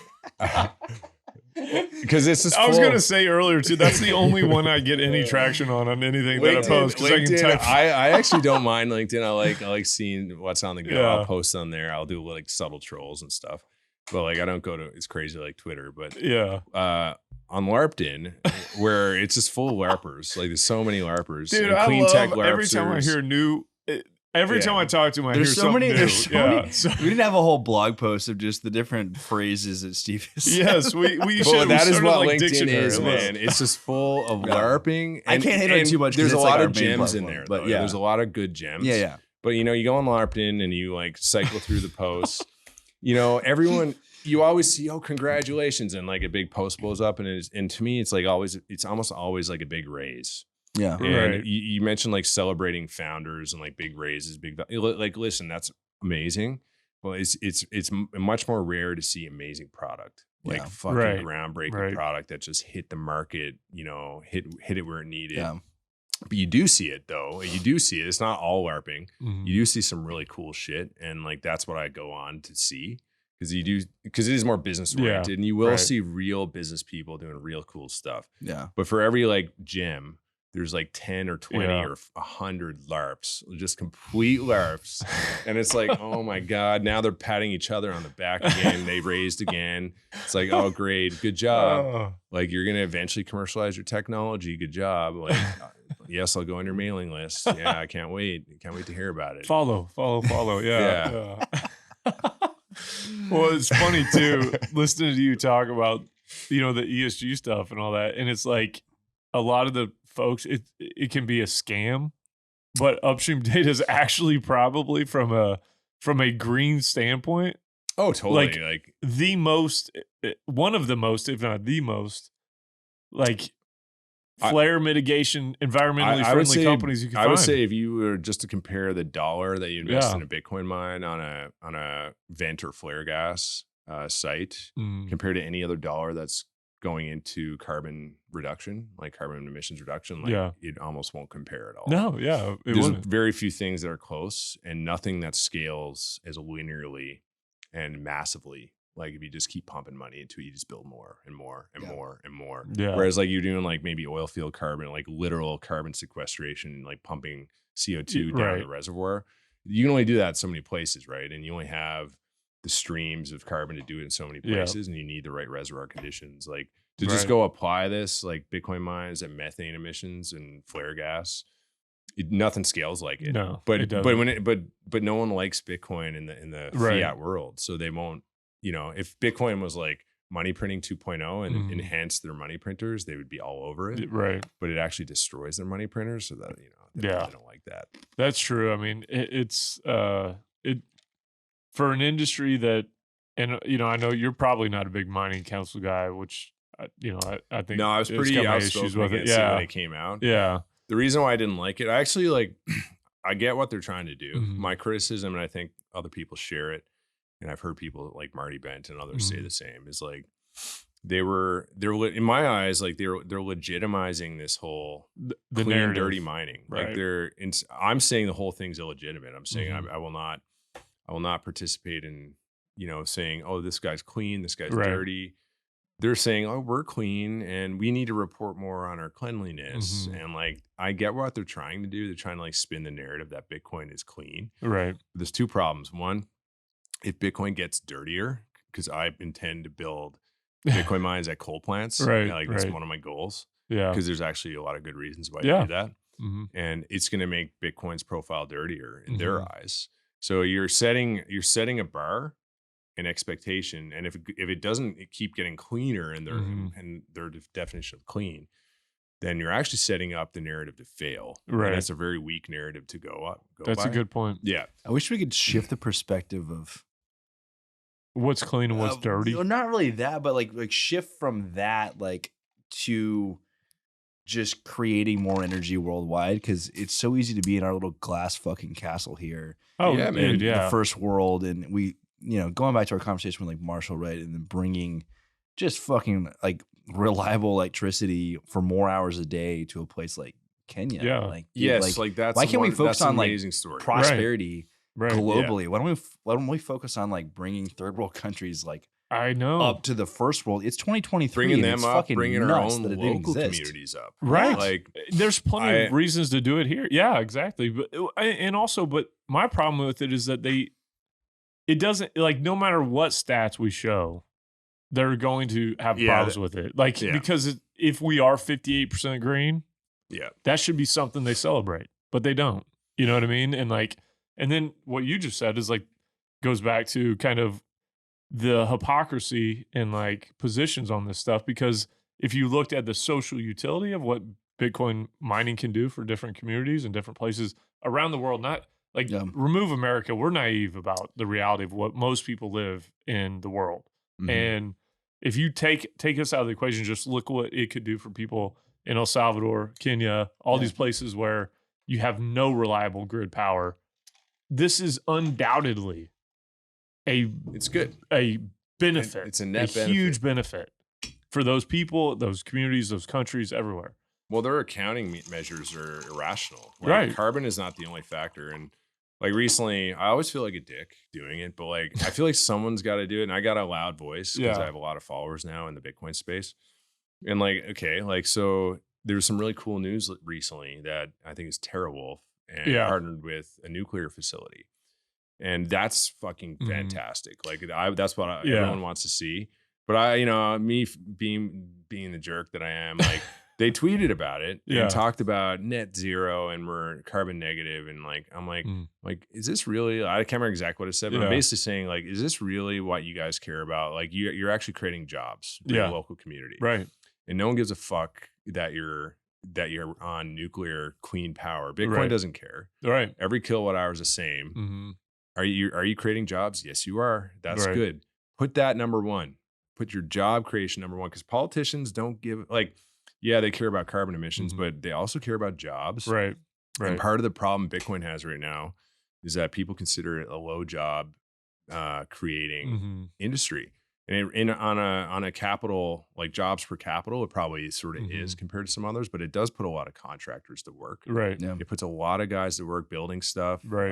and then even after the fact servicing it, Mm-hmm. and then all the other things it does, like generally for human beings. Right. But Right. you don't need to that's- worry about the fucking carbon Right. footprint. And then you're also, it's like a backhand to anyone that's not on nuclear. Like, Mhm. oh yeah, you're on coal. Like, you're bad. Yeah. No, you're not. Well, Like, they're going to get a green Bitcoin, right? I mean, yeah. what was that? It was like 2 years. I haven't really heard anybody talk Kevin- about that anymore, but Kevin O'Leary wants yeah, it. Kevin O'Leary. That was it.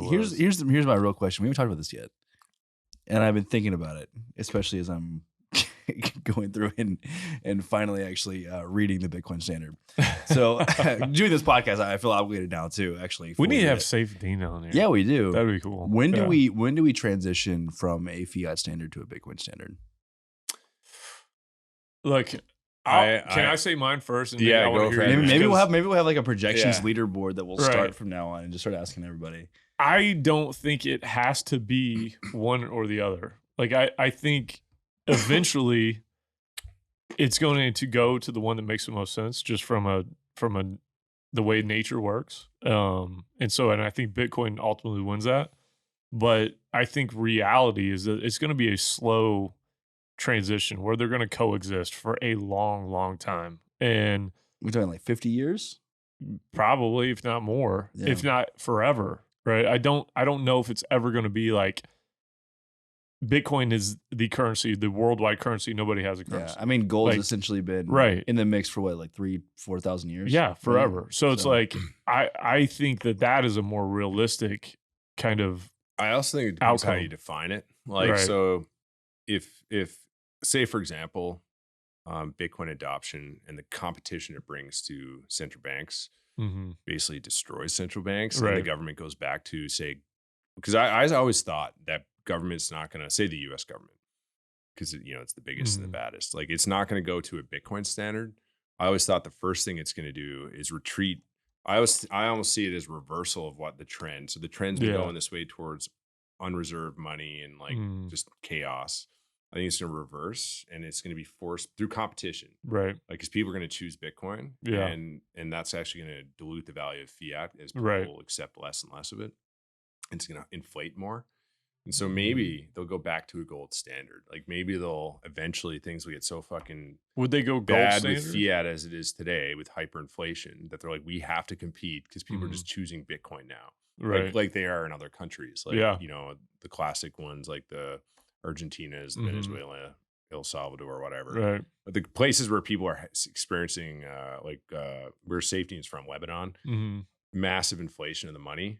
And now they're seeing value in Bitcoin.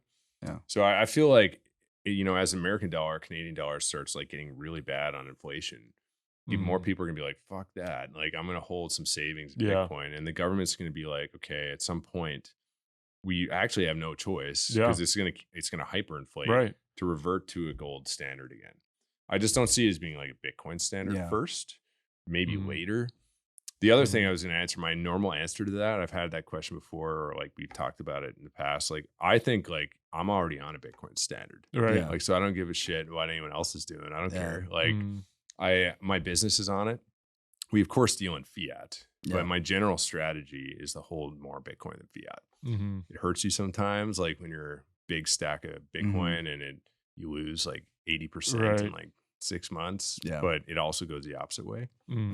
And on a personal level, like, I basically liquidated most of my stuff for my company. And so yeah. because my company does that and I own majority shares, like Mhm. that's my personal wealth is Yeah. the Yeah. Bitcoin standard. Yeah.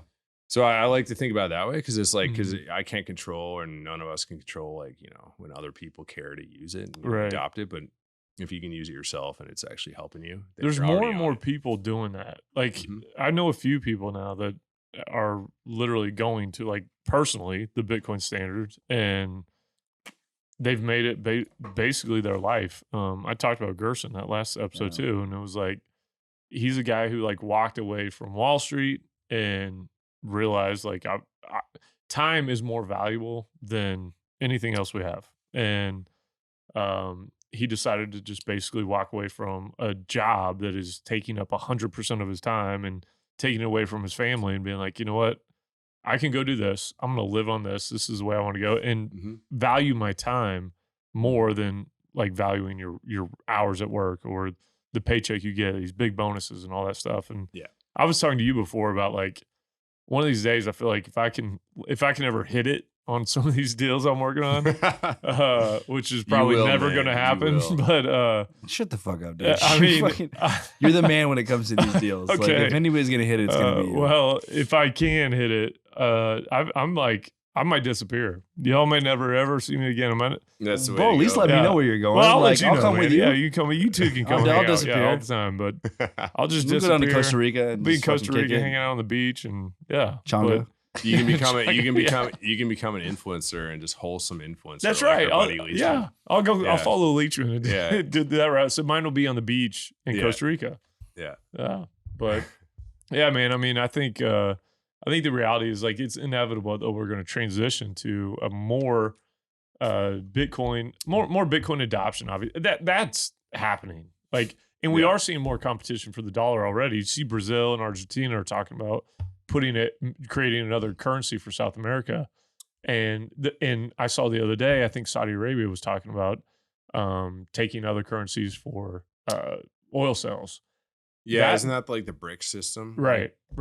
Yeah. Iran, Iran, China, right? Russia, Brazil. Yep.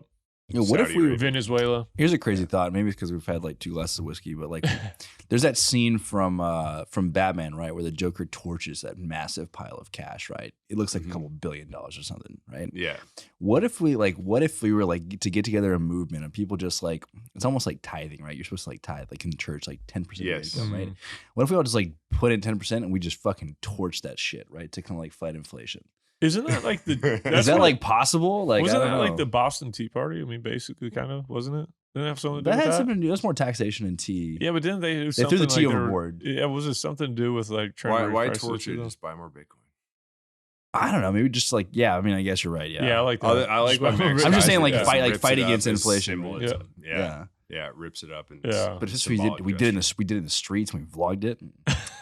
Well, Some if serious you're good gonna content vlog, there. Hey, like imagine like content. that video go viral. Like Yeah. we're fucking torching $1 billion. Like that'd be wild. That would go viral. Except when you definitely. actually get your hands on that billion, you're about to torch it. You'll all be like, Oh fuck! Yeah. I'm gonna, fuck this. I'm gonna bounce. I'm gonna take a little bit. You guys burn the rest. we'll burn the rest Cool. of this shit. Yeah. All right, Well, shoot, we're coming up on 2 hours. Are we really? Yeah. Dang, dude. wow. Good job, Steve. Fucking time Thanks, flies man. when you're having fun. Yeah, having lots of fun. Yeah.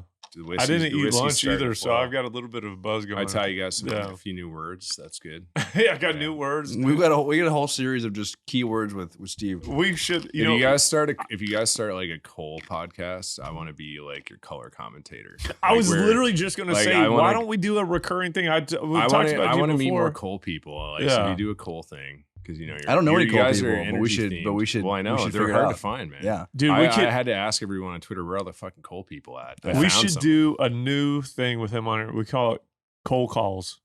coal calls. Boom. Absolutely. We have you like recurring on here. It'd be great, wouldn't it? I Coal always- calls. We got us oil guys, man. We got to stick up for our coal buddies. Yeah. We got because they got no one in their corner. No man. one loves them We got to anymore. get. That's true. We got to man. get in their corner. Everybody's man. always hating on them. They're always hating Big on time. them. Big Yeah. time. Always hating on 'em. exactly. Yeah, that's Exactly. true. It's bullshit. We need to do that. Stand up for those guys. I like it. Cold calls, man. It's cold calls with Steve Barbour. Absolutely. We should do that. I'm in, man. Seriously? Yep. I know you're in Canada, dude, but Upstream Data is going to be coming to the U.S. Hopefully. Yeah, that's the plan. All right. Good. Yeah, This year? I would have pushed I'm it. lobbying hard for Houston. Yeah, we Yes, talked definitely last Houston. night. Definitely Houston Houston. actually looks quite good. Yeah. Yeah. Gotta for do a Houston. lot of reasons. Yeah. Yeah. Houston's the spot. I'll man. shill the same thing I shilled last night. If anyone's listening and you want to do biz dev and you got some oil and gas Oh, yeah, experience, Yeah. hit me up. Yeah. Remind me. Send me Upstream Data. something on. I'll put it on LinkedIn. LARPed. Yeah, we'll get you some. It'll be we'll get you all some over stuff. LARPed in. That's how we source all of our people, to be honest with you. Yeah. We post on there and we get like 200 applicants every fucking Really? time. Do you really? Yeah, all the time. And it's like super high quality people too. Wow. Mhm. That's good, man. It's crazy. It's so Houston nuts. based. You Mhm. got to be Houston based, oil and Yeah. gas experience. You like There's a shitload of guys that are looking for just stuff right now. creative Yeah. go getter. Yeah. There's a lot of people. There's a lot of people here that be very interested. There's such a good Bitcoin community here that, and everybody knows you, dude. So everybody would love to be a part of Upstream Data. And this episode is going out on Monday, which is like what, the 30th of January, 2023. So you guys, Martin Legal and Gideon, are doing a Nate party, Yep. right? What is Wednesday it? night. Wednesday night, Right. right? Where's that? Oh boy, let me get my phone and I'll tell you. Gideon's gonna be there. Yep. Gideon's gonna be Gideon's co-sponsored it with us. Nice. Let's see. His here. company. Choya. Choya. Yeah. Choya. After we get off the mic, remind me, I'm gonna show you the commercial that we just shot with Gideon. Oh yeah, it's hilarious. Let's see. We had to go to Louisiana to shoot it. I'll pull it up. I'm gonna find it on here real quick because I want to say where we're at. We're gonna have a ton of people there probably too. I'm gonna send my NAPE crew that's coming down. I won't be there, but I'll. Oh, you're send not them. gonna be there? I'm not gonna be there. You're not gonna be at NAPE? Nah, man. Dang, man. Yeah, tell them to come over. I will. Send Yeah. me the names. We'll shoot Yep. an invite. Yep. All right, let's see here. We got a dinner Thursday night too. Yeah, I saw that one. Man, That's I open can't- invite, by the where- way, to anybody who wants to come. That's right, That one's that's going to be, I know because I just put it in my calendar, Pitch 25 Pitch 25 in East Downtown at 6:30. Come join us for dinner and drinks. Right. I'll be there. Justin will be there. A lot of the other guys are going to be there. Let's see. Happy hour. Halo. Oh, no, it's not Halo. My That's not bad. it. Sorry, Whoa. that's the other one. Yeah, here we go. This is at Hearsay. Yeah, that's right. Hearsay. Hearsay That's on the green, right? Right. Yeah. Right. Okay. Yep. Yeah. So we'll see you So, guys there. yeah, some Come join Upstream us. Data folks NAPE, over there, bit man. of fun. It's decent. Oh, Oh, it's, is it? Have you never been to NAPE? Dude, I haven't. Been. You've got to like. What? And you're I an don't- oil and gas guy? I don't know why I've never come. Man. Dude, Yeah. let's be honest. A lot of people don't really go to the conference. It's like it's the party. It's just for the party parties. circuit. Yeah. Yes, It's the like party everybody circuit, comes yeah. in Yeah. town. I've got like 17 parties I got to go to. I like the NAPE folks. Jennifer, you're wonderful. Should have had me speak at the deal too, though. Could have invited Steve as well, but I don't know what you guys are thinking about that. But at least you got Brent from Giga. Yeah. You got Brett. Yeah. And then hey, Empower. Empower 2023, coming up. March 8th and 9th. New venue, 713 Music Hall in downtown. It's gonna be wild. A lot more indoors. Still gonna have some outdoor sections where Steve's gonna have some equipment and some other guys are gonna have some stuff as well. But Steve will be it's- speaking too, right? This venue, if you've never been there, if you're not like from Houston, you haven't seen it. For one, it's brand new, but it's like imagine if there was a music venue on the Death Star, like That's like the awesome. whole place is ambient lighting. It's like so dope. That It is is dope. so cool. A massive stage where like the best bands in Houston or best bands who come play in Houston play. So it's going to be super, super cool. So if you guys didn't join us last year, come out. If you did join us last year, still come out. It's going to be a good time. My brother made a float tank in a room that was like designed as a spaceship. It was freaking Oh, shit. awesome. Yeah, it was crazy. Dude, I need to it was go hang out with in your New brother. Orleans. It was awesome. Yeah. Well- I come from a family of weirdos. Your brother looks like Rick Rubin. He does. You're right. He does. He does. There's no lie. We need to go hang out with him. I'm all about it, dude. Yeah. He lives in a Airstream that is painted like a pickle, and it's called the Cosmic Pickle. He drives it around in an F-350. And he looks like Rick Rubin. Yeah, dude. And he drives. I'm going to show you a picture. When we go to dinner, I'm going to show you a picture. I We wanna need- meet we need to this go hang guy. out with your I wanna brother. meet this guy. Yeah, he's an interesting cat, We need man. to go do some He's- recreational drugs. Plenty of those. So yeah, but Well, hey, you guys like the podcast? Please, please share it with your friends. Yep. Send it along to your colleagues. Thanks for all the support so far. It's a hard time to launch podcasts. There's so many podcasts out there, but thanks for listening. It's been really fun. We're having a blast doing it. We're gonna keep doing it. yeah, man. Keep on LARPing on. Keep Keep LARPing LARPing on, on. baby. Keep LARPing Steve, on. thanks for coming, dude. Thanks, bud. Really Thanks for appreciate it, having me, man. guys. Shit. Always love talking Appreciate to him, it. man. He's the guy. So You're the man. appreciate it.